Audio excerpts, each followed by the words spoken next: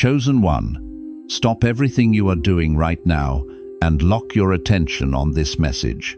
Not tomorrow, not after you finish what you were doing, right now, because what heaven just released is not something you can afford to hear late. The enemy is working overtime today for one reason and one reason only.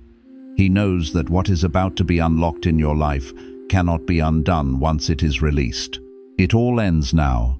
The delay, the confusion, the warfare that has been pressing against your mind and your chest since the beginning of this week. But here is what you need to understand. This is not ending because of luck or coincidence. It is ending because of what you have done, because of every moment you held on when everything in you was screaming to let go. You did not find this message by accident. The algorithm did not bring you here. Heaven did.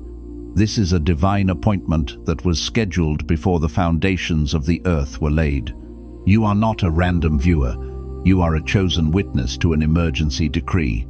Stay until the final second of this message, because in the next few minutes I am going to hand you the exact verdict heaven has issued over your life in this season. I am going to show you the moment this week when you unknowingly activated what the enemy has been trying to prevent. And at the end, we are going to seal this lockdown with a declaration that closes every door the enemy has been using to access your peace, your family, and your future. Do not click away. Your future self is not asking you to stay. Your future self is begging you, because if you leave before the verdict is read, you walk away from the very moment heaven chose to intervene. I know what the atmosphere has felt like for the last 72 hours. It has not just been quiet, it has been dense, heavy in a way you cannot fully explain to anyone around you, like the pressure inside a room where all the windows have been sealed shut. Maybe you found yourself standing in the middle of your kitchen this week, or sitting at your desk, and you stopped moving, not because you forgot what you were doing, but because something inside you felt like the world was holding its breath, like something enormous was approaching, and you could feel it before you could name it. Or maybe you woke up at 3 inches the morning this week and you were not groggy. You were wide awake, alert, sitting upright in the dark with a weight on your chest that no amount of deep breathing would lift. You feel suspended, like you are standing in a corridor between the season that is ending and the season that has been promised. And the longer you stand in that corridor, the more a thought has been pressing against the back of your mind. And in this suspension, the enemy has been whispering a very specific lie. Listen to your thoughts right now. He has been telling you that the reason heaven feels silent is because you forfeited something. He has been replaying a moment from this week or last week on a loop inside your mind. Maybe it was the moment you did not speak up when you should have. Maybe it was the moment you pulled back from someone instead of pushing through. Maybe it was the moment you were so exhausted that you stopped praying and just stared at the ceiling and said nothing. The accuser is pointing to that moment and telling you that because of it, the blessing has been rerouted, that you have disqualified yourself, that the lockdown you feel is not heaven protecting you, but heaven withdrawing from you. But I need you to hear what the scripture actually says about this moment. Isaiah 54:17 says, "No weapon formed against you shall prosper, and every tongue that rises against you in judgment you shall condemn. This is the heritage of the servants of the Lord." Listen to that word. Every tongue that rises against you in judgment. That includes the tongue inside your own mind. That includes the voice that has been narrating your failure over your own footage. That voice does not have jurisdiction here. It has no authority over the heritage that has already been issued in your name. You are not in a withdrawal. You are in a lockdown. And there is a difference. A withdrawal means something left. A lockdown means something is being sealed in. Heaven has issued an emergency lockdown not because it is pulling back from you, but because it is locking something into place over your life that the enemy cannot interrupt, cannot delay, and cannot reverse. The heaviness you feel is not the weight of abandonment, it is the weight of finality. It is the pressure of a door being sealed shut on a season that nearly destroyed you. That moment when you went silent instead of retaliating, that was not weakness. That moment when you pulled back instead of engaging, that was not retreat. That was the strategy of a chosen one who does not even fully understand yet how much power they carry. Heaven was not watching that moment with disappointment. Heaven was watching that moment and saying, "There it is." That is the act that triggers the lockdown. You did not delay your breakthrough. You signed the decree that released it. Hit the like button if this message landed somewhere deep before you even understood why. Drop a comment below and tell me, what is the one moment from this week that the enemy has been trying to use against you? Write it out, because naming it is the first act of the verdict. Some messages don't just inform, they activate. If something stirred deep in your spirit just now, you may be ready to receive the Chosen One's blueprint. This sacred guide reveals the 8 divine patterns behind your calling, your suffering, and your destiny. It also comes with the full audiobook, so you can absorb it during prayer, rest, or quiet moments with God. And for those called to speak His truth, you'll also receive Activating Your Prophet Mantle, a powerful bonus ebook for those carrying a prophetic assignment. The link is in the first pinned comment, but only for a limited time. Now let's go deeper into what heaven is actually saying in this moment. There is a reason you feel the way you do right now. Not restless in the ordinary sense, not simply tired or overwhelmed. What you're feeling isn't the kind of weariness that a good night's sleep can cure. It isn't the kind of heaviness that a vacation or a change of scenery can lift. What you're feeling is something far more significant than exhaustion. What you're feeling is the weight of a season that is ending and a season that hasn't fully opened yet. It is the sacred tension of a soul caught between 2 worlds, the world it has known and the world it has been called into. You are standing in a threshold, and thresholds are uncomfortable because they are not designed for lingering. They are designed for crossing. You can no longer go back to what you were. The old version of you has already been dismantled, piece by piece, through everything you've walked through. But you haven't yet stepped fully into what you're becoming, and the not yet of it feels like standing in midair. Most people interpret that discomfort as a sign that something is wrong. They look at the shakiness in their footing and assume God has lost the plot. They feel the instability and conclude the structure is failing. But heaven is telling you right now that discomfort you're feeling is the most accurate sign that something is finally right. The very fact that you cannot go backward is proof that God has been working. You are not falling, you are being launched. Think about what happened to Elijah after his greatest victory. This was not a man in the middle of a dry season. This was a man who had just stood on Mount Carmel and called down fire from heaven. He had just demonstrated, in the most dramatic and undeniable way possible, that the God of Israel was alive and active and incomparable. He had just proven the power of the Most High in front of an entire nation. Prophets, priests, royalty, and common people alike had witnessed the impossible become real through him. And then, almost immediately after the fire fell, he ran. He ran into the wilderness and sat down under a juniper tree and asked God to let him die.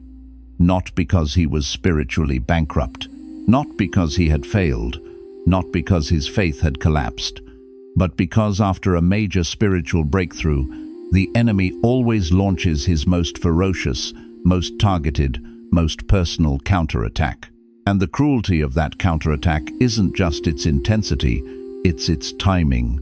It comes when you are most depleted, when the adrenaline of the victory has worn off, when the crowd has gone home and you are alone again. And if you don't understand that pattern, if you don't recognize the signature of the enemy's tactics, you will interpret the attack as abandonment.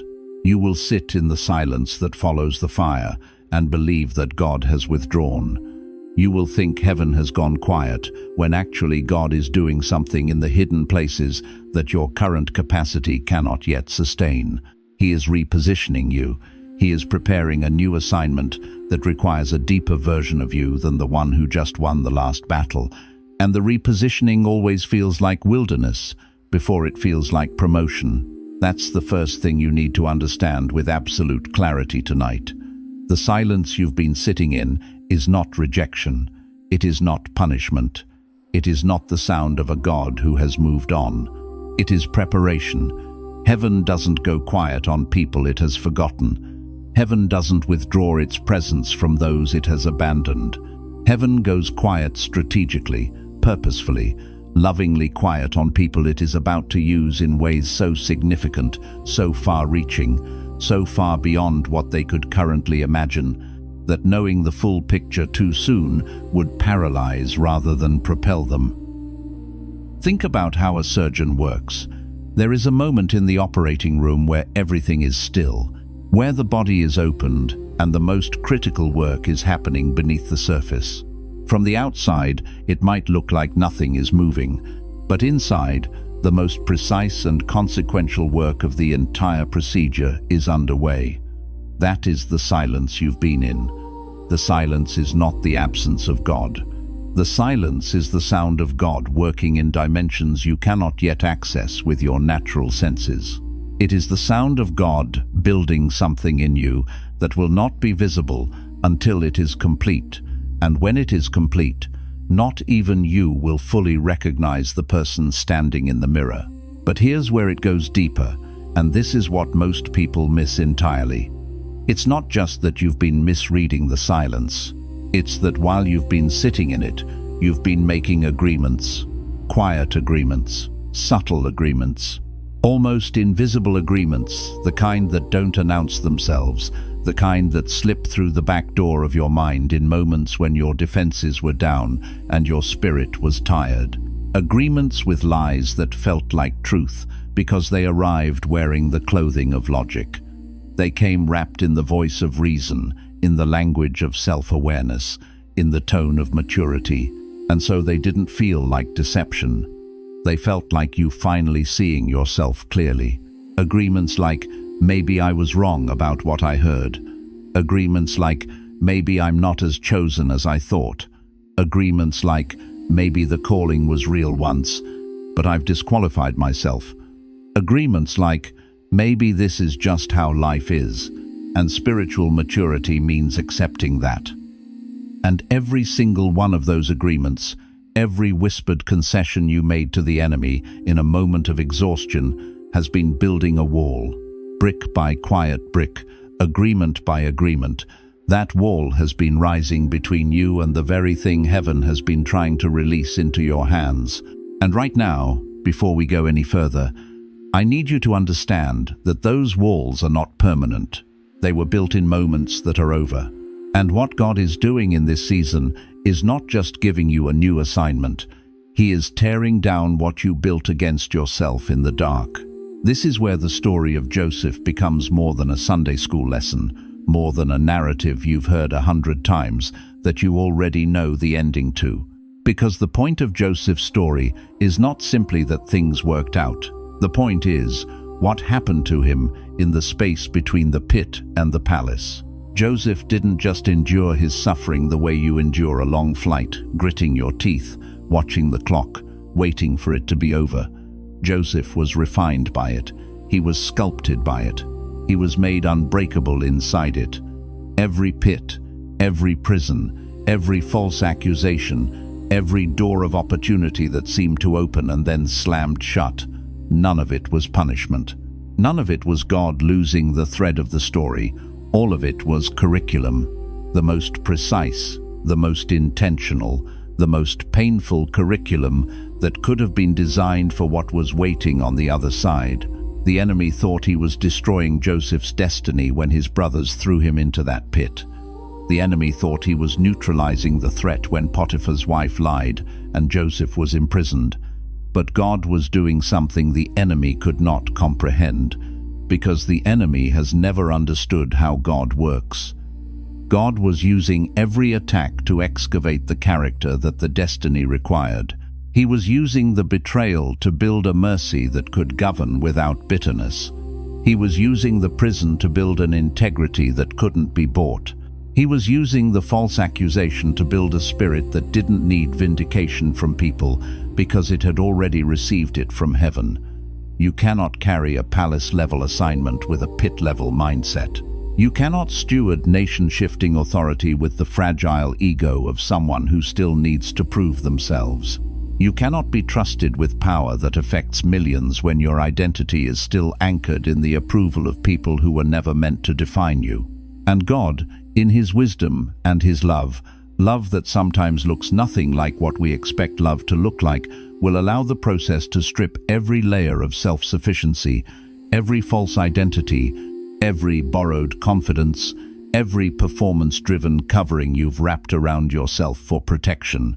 He will strip it until what remains is something that cannot be shaken by the opinions of people, something that cannot be inflated by success or deflated by failure, something that can only be sustained by divine strength and not human effort.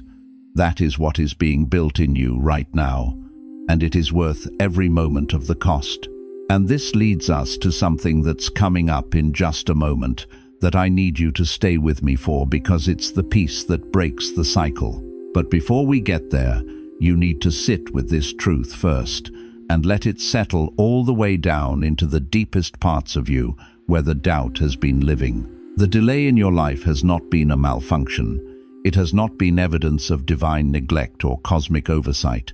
It has not been the universe getting the coordinates wrong. It has been a design. What felt like doors closing was actually God redirecting the trajectory of your steps towards something that wasn't ready for you yet, or towards something you weren't ready for yet.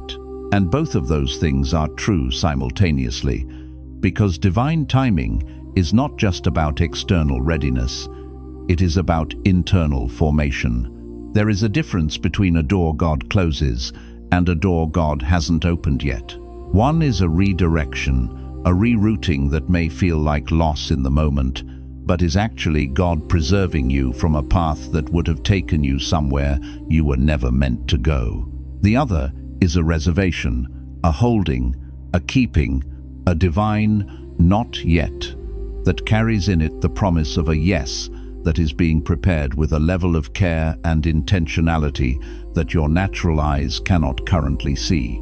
And God has been holding something in reservation for you, something that has your name written on it in eternity, something that has been being prepared in the heavenly places since before you were born.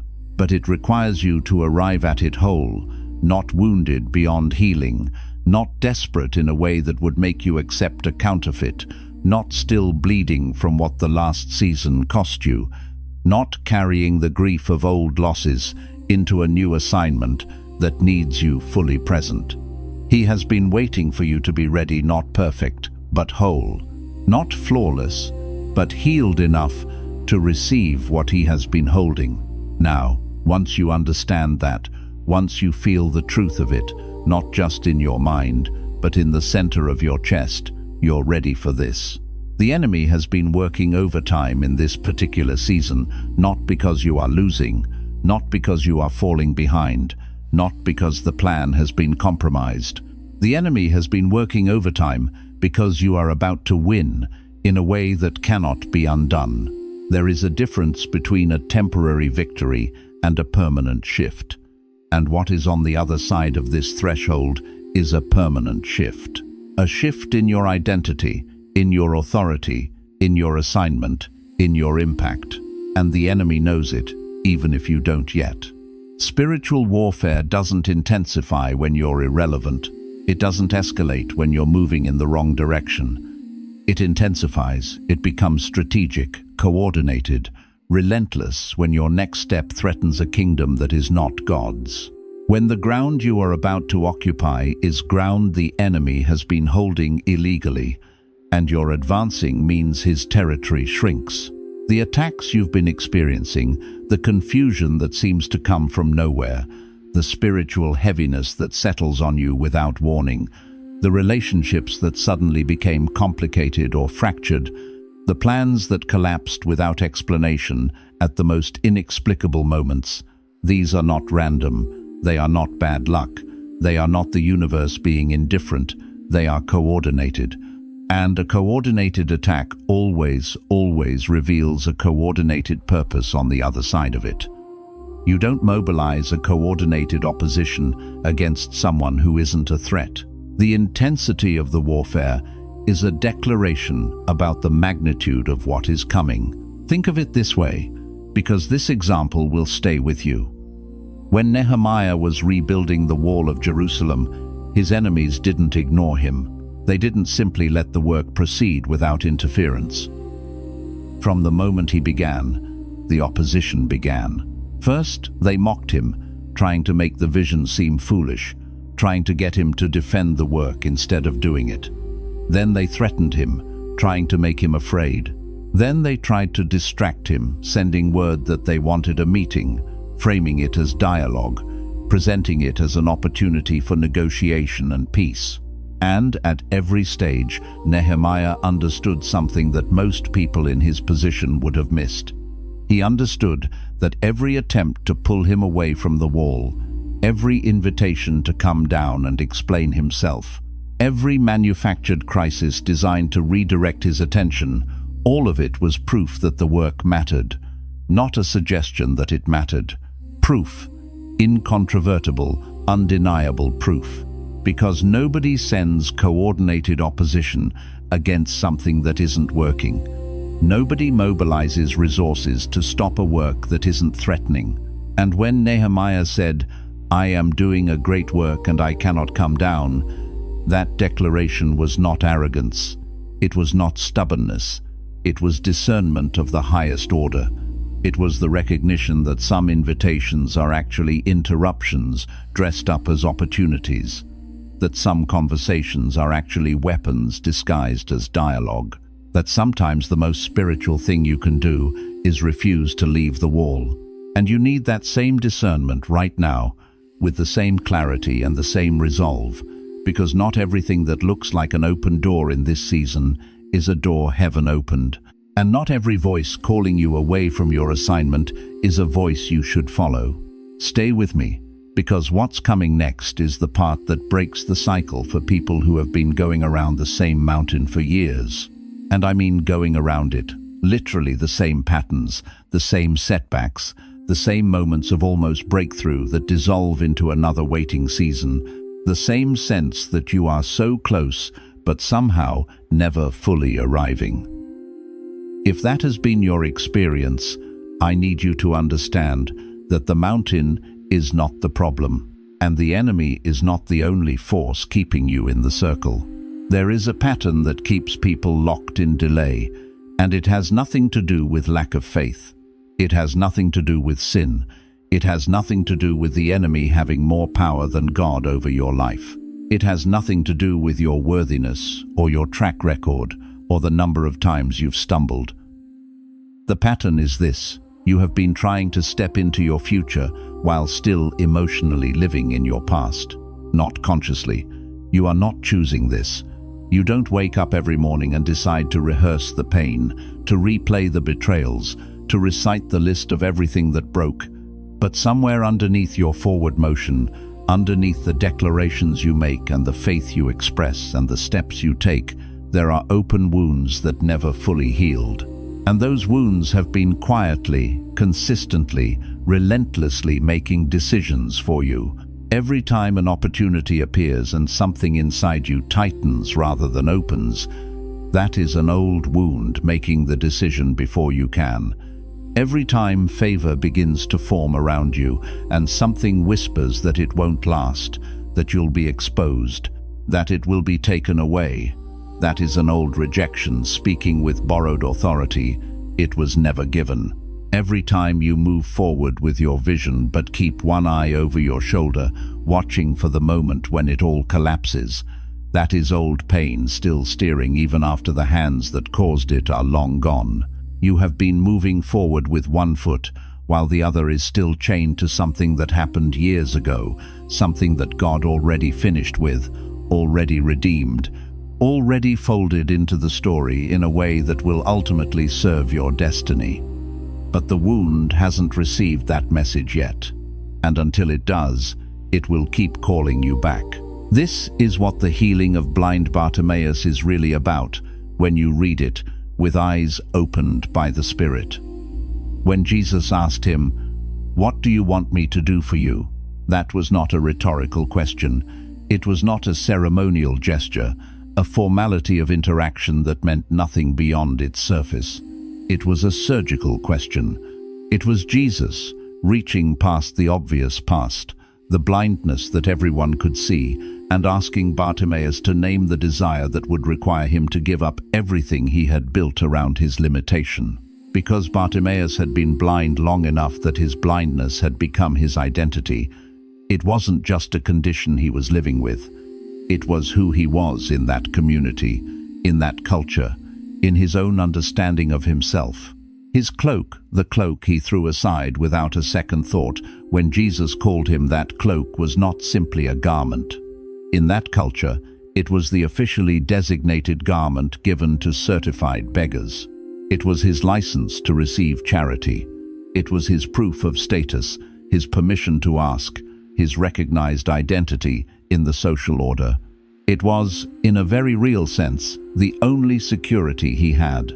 And he threw it aside before he received his sight, before the miracle, before he could see where he was going or what he was walking into.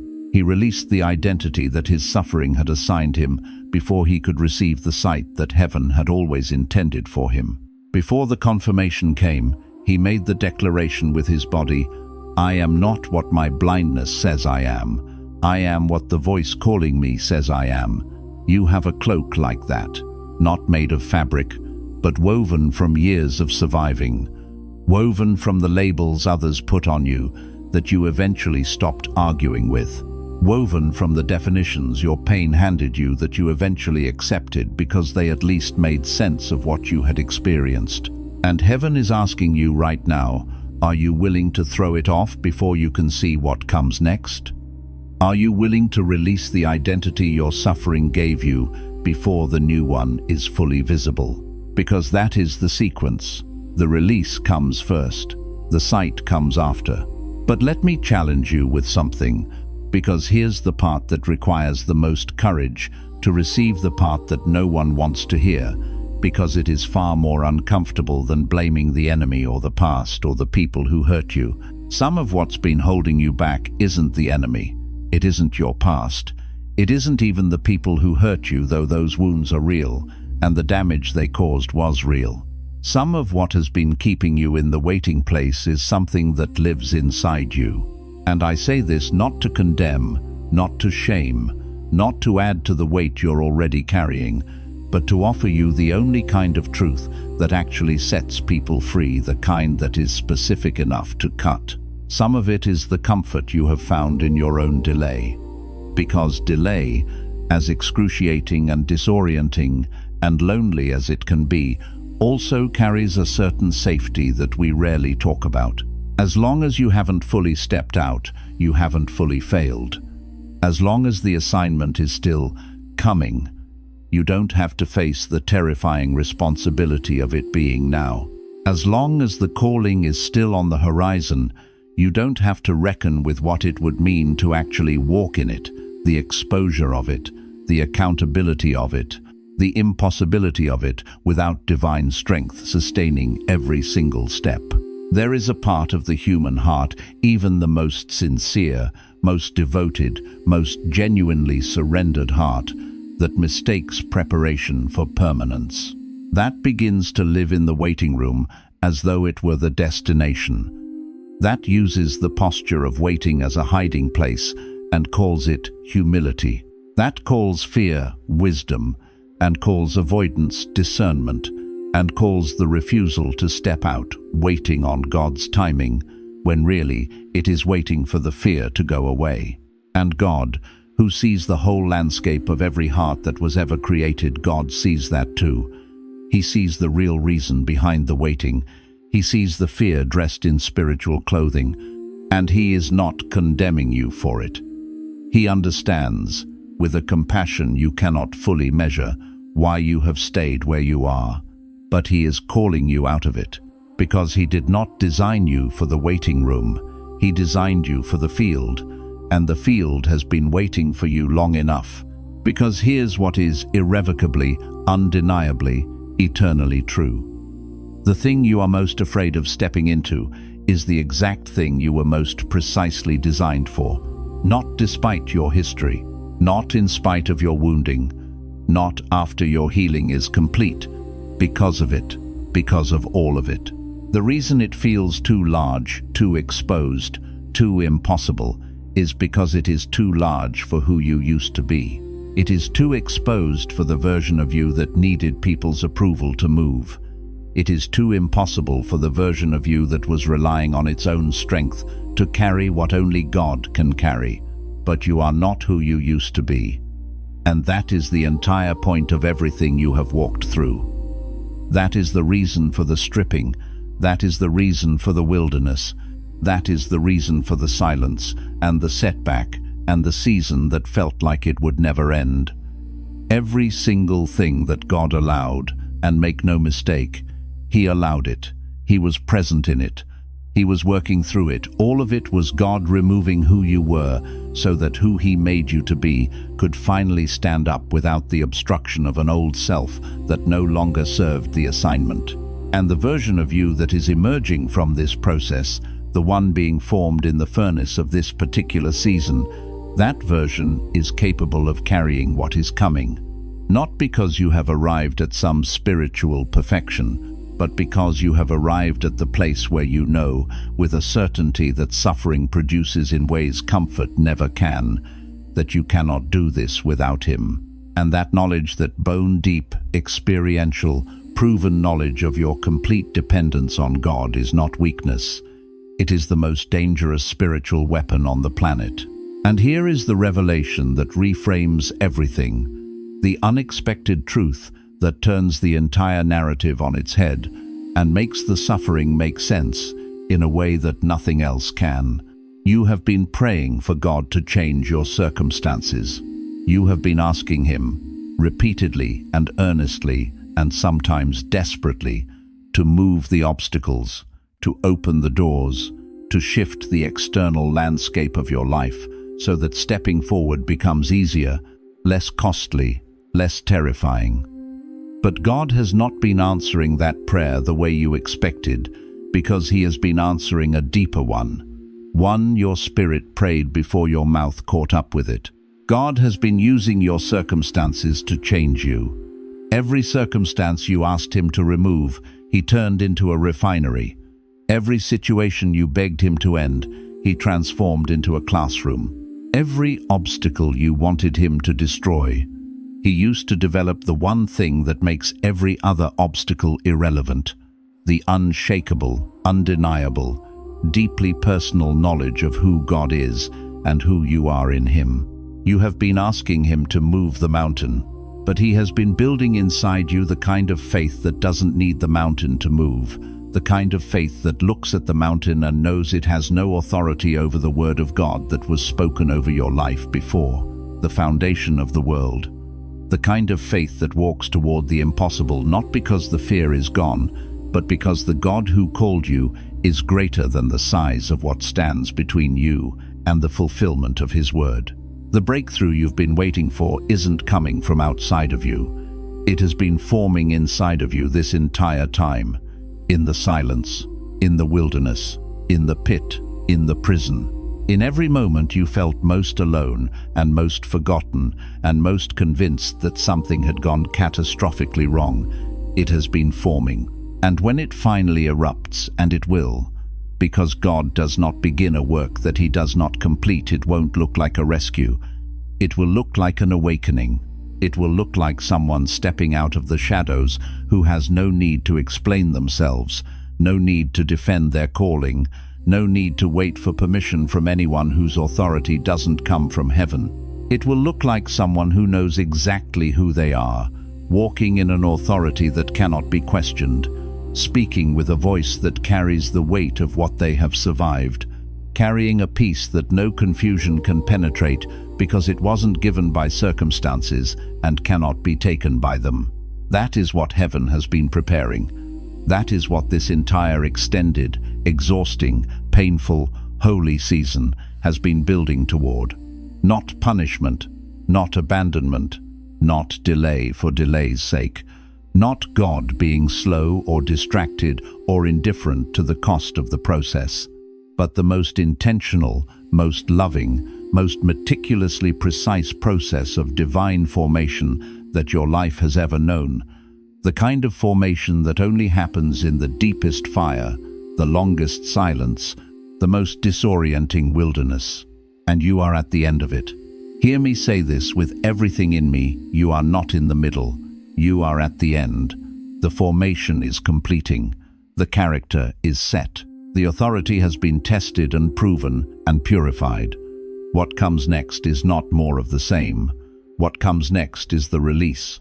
What comes next is the step through the threshold that you have been standing at, and on the other side of it is everything that God promised you in the moments when you chose to believe, even when believing felt like the most unreasonable thing in the world.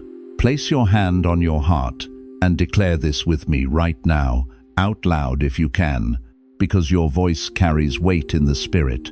The same voice that has been agreeing with fear is now going to agree with heaven. And that shift is not small, that shift is seismic.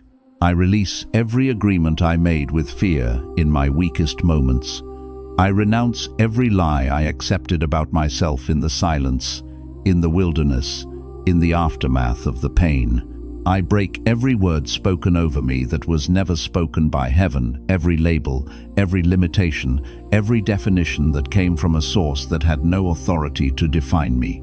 I let go of the identity my suffering gave me, and I take up with both hands, deliberately and permanently, the identity my Creator assigned me before I took my first breath, before I made a single mistake, before I experienced a single loss. I declare that the silence in my life has not been abandonment. It has been preparation of the most precise and intentional kind. I declare that the attacks I've survived are not evidence of my weakness. They are irrefutable proof of the purpose I carry and the threat I pose to the kingdom of darkness. I am not behind. I have never been behind. God does not operate on a timetable that can be disrupted by anything the enemy does. I am not forgotten. My name is written. It has always been written, in the hand of the one who does not forget. I am not too broken, too late, too far gone, too damaged, too disqualified, or too ordinary. I am in the middle of the most precise divine process of my life, and I trust it completely. I step out of hiding right now. I step out of the waiting room I made into a home. I step out of the delay I chose when I called fear wisdom and called avoidance discernment. I step into this season with open hands and an open heart, not grasping, not guarding, but receiving everything heaven has been holding in reservation for me. My breakthrough is not coming. It is here. It has always been here, waiting for me to be the person who could carry it. And I am that person now. I receive it not when I feel ready, not when the circumstances align perfectly, not when the people around me agree, not when the fear disappears now, because heaven said now, and the word of heaven is the only word that has ever mattered. That is enough. That has always been enough. If this message reached something in you that needed to be reached, if it touched a place that has been waiting for exactly this, don't let it settle quietly. Don't let it be a moment that moved you and then faded. Let it move you in ways that last. Share it with someone who has been standing at the same threshold too long, because the word that breaks a cycle in you may be the word that breaks it in someone else too. Leave a word in the comments, not for the algorithm, not for visibility, but because declaring out loud what God is doing in your life is its own form of warfare. When you open your mouth and say, God is moving in my life, you are not just describing reality, you are establishing it. And come back when you need to be reminded of what heaven says about you. Because this message will still be here, carrying the same weight, speaking the same truth, reaching the same deep place the 10th time you watch it as it did the first. Because truth does not expire, and what heaven says over you does not change with the season.